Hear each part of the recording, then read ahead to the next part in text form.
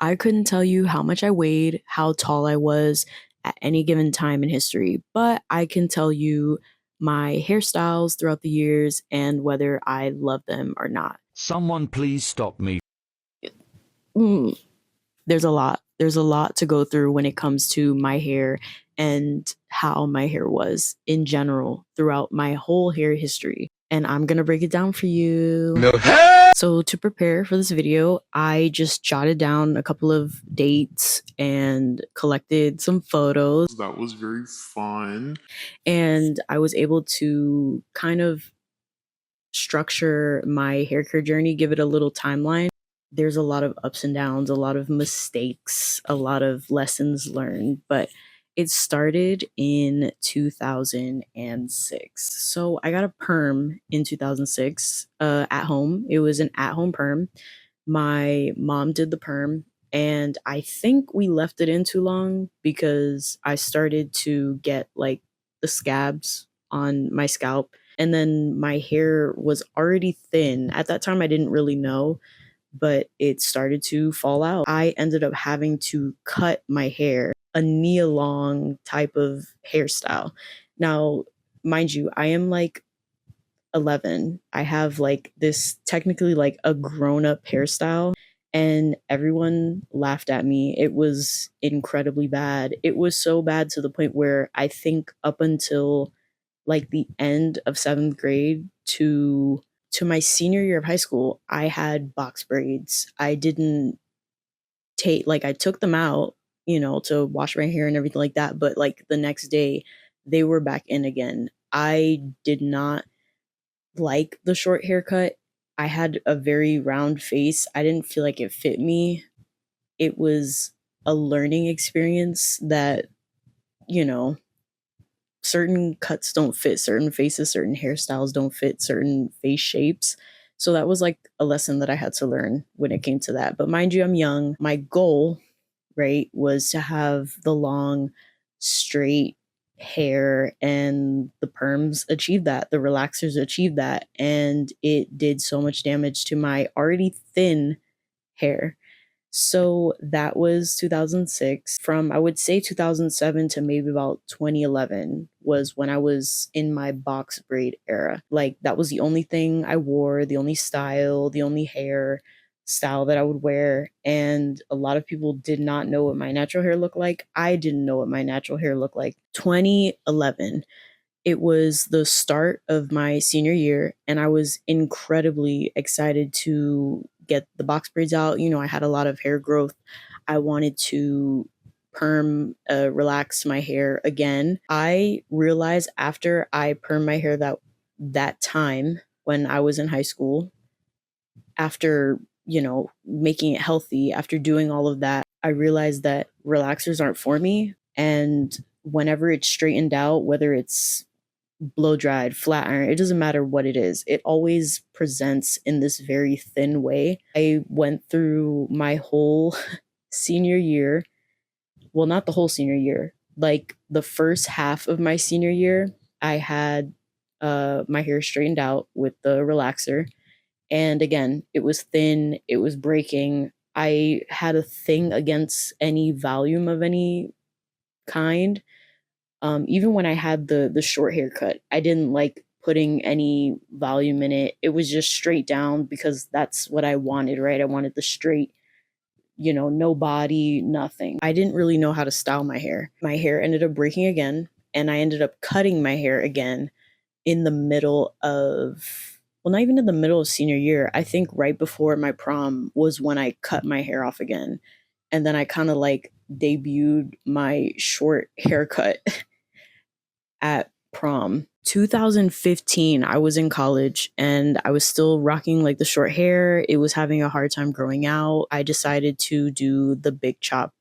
And I'm not talking about like how I did it in middle school, like the nice knee long cut. No, I mean like I went all the way down. Everyone thought I was a boy. Right after the big chop, I did not like it. It wasn't my favorite moment. mostly because naturally curly hair was coming back. It was like just on the cusp of its resurgence, right? Of wearing your natural hair.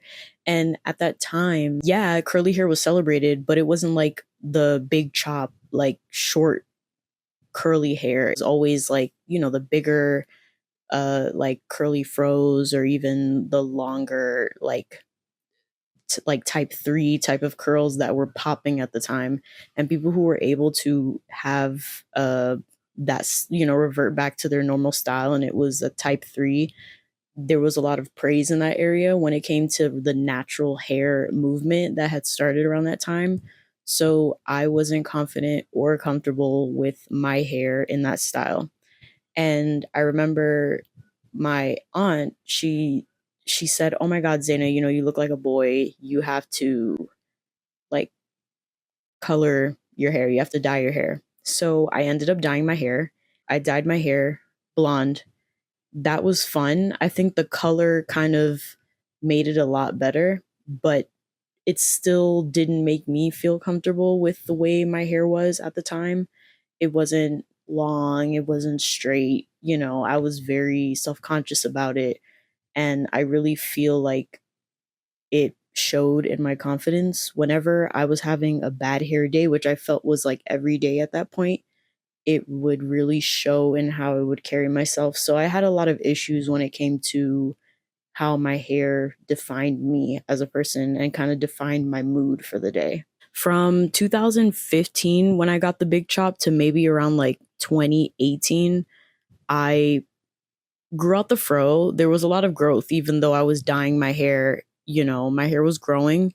I didn't have like a hair care routine. I didn't think that I needed one. I didn't know how to style it. I didn't want to go on YouTube and kind of like disappoint myself, because most of the creators that I had found on YouTube at the time were creators that had like that type 3 hair, and I was nowhere near that area, and the things that I would try would either break my hair or it just didn't give that desired look. I would say like around 2018 to 2020, like right before the pandemic, I was in like a hair limbo. Like I was discovering my prosody, my hair type, whether I wanted to continue coloring my hair or not, um, whether I wanted to start going to the salon, like if I wanted to put in that time into my hair or if I wanted to do the journey by myself. I made a decision to revert back to my old hair color. I dyed my hair again, but back to what my normal hair color was, just so that everything was uniform. I didn't have like blonde ends. From there, I kind of started focusing on finding a hair care routine that fit me. And it consisted of a lot of gels.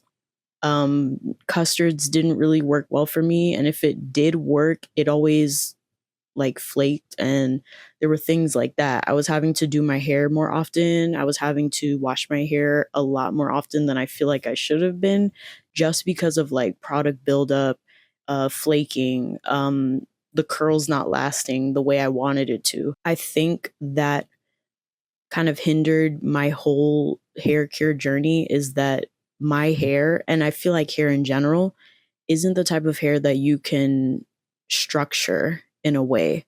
Like there's going to be a flyaway, there's going to be a curl that's different on this side than on that side. It's not going to be uniform. And I feel like I've always wanted that straight, no body, just completely flat type of hairstyle, because I felt like that was the beauty norm, right? Having that long, straight hair. And as I started playing around with my style and the way I wanted to do my hair, in that limbo period, I feel like I was coming to terms with, if my hair is going to frizz, it's going to frizz. If I have shrinkage, it's going to happen. It's just, how do I freak my hair up, you know, for that moment?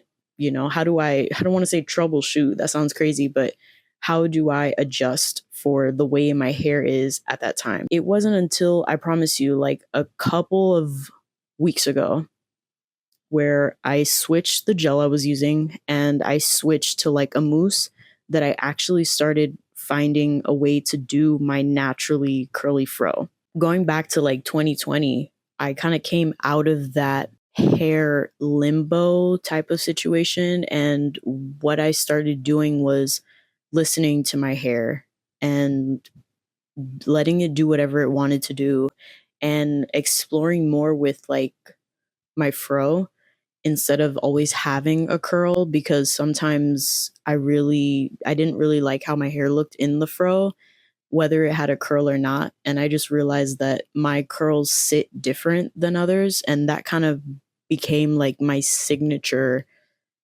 curly fro.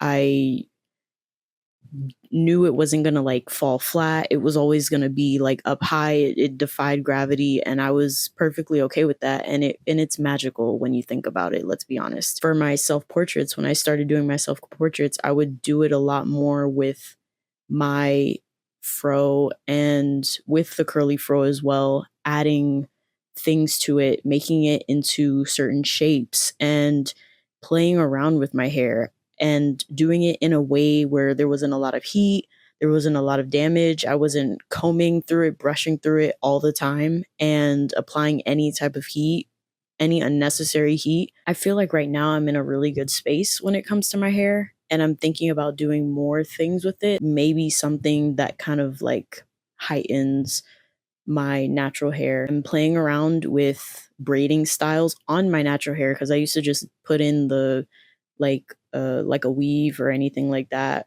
or any braiding hair. I'm trying to avoid those things because I really want to see how I can braid my own hair and connect with my own hair. The journey was incredibly rough. I felt like a hair was like a complete connection to my soul, how I felt as a person and the way I was received out in public. I used to envy people who would have their hair in certain styles and it fit them so well. And just coming to terms personally with my hair and knowing that I just have to let my hair do what it does best and just let it exist, and everything went well. It's really a mental thing that I had to overcome when it came to how I love my hair, how I want my hair to be. You know, a lot of people say don't look at other YouTubers and things like that. I do agree with that, but I think that that is a little bit 50-50. I would say what you do first is learn about your hair, your porosity, your hair type, what your curls actually look like, and not compare them really to other influencers or other YouTubers. And then when you find that information, like the hair type, your porosity, then you can start going on YouTube to kind of explore what you can do with your hair. If the products that the people that you're watching are using don't necessarily work, that doesn't necessarily mean that you have bad hair or that your hair is just unmanageable. There's always a way, there's always a method that you can use, there's always something that you can do to make your hair journey incredibly manageable, easier, and a lot more enjoyable. A lot of people, when they hear hair care journey, they think of something that is so like stressful, and it can be at times, but with any journey, there's the highs and there's the lows.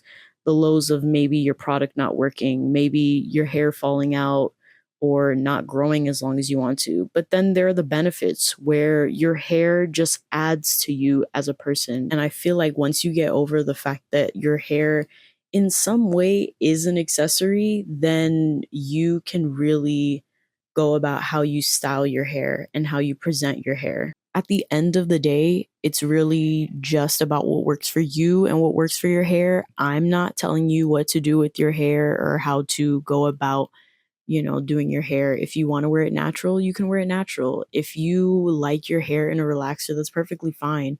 I think at the end of the day, what it boils down to is how it makes you feel, and not letting your hair really take control of how you feel as a person, and not conforming to any beauty standards of anyone else. Like, do your hair because you want to do your hair, and do your hair that way specifically because you want to do your hair that way specifically, and try things out. Be safe with your hair. Be keep it healthy. Don't put too much damage on it. But if you want to dye your hair red, then you know take a look. There's like 50 different shades of red, I'm sure, but find the one that fits for you. Find a way to do it in a way that doesn't cause a lot of damage to your hair and feel good about it. Step into it wholeheartedly and with all the confidence. Don't let your hair rule you. Don't let your hair make you feel like you can't be the person that you can be because your hair doesn't look a certain way.